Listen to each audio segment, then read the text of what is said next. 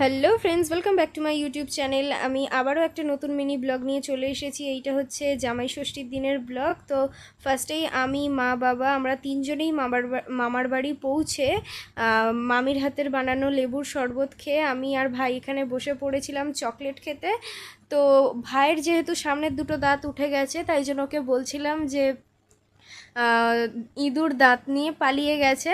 আর মামা সাইড থেকে বলেছিল যে ও হাঁ করে শোয় বলে ইঁদুর দাঁত নিয়ে পালিয়ে গেছে, এই জন্য এই কথাগুলো শুনে ও আমাকে একটু মারতে এসেছিল।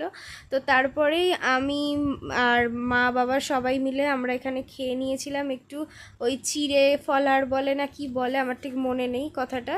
তো তারপরেই এখানে আমরা খেলতে বসে গেছিলাম আমি আর ভাই।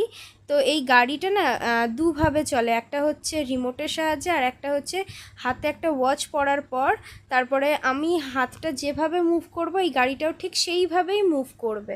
তো তারপর আমাদের খেলা হয়ে যাওয়ার পর মামি লাঞ্চ দিয়ে দিয়েছিল সবাইকে। মামি অনেক তাড়াতাড়ি রান্না করে ফেলেছিল।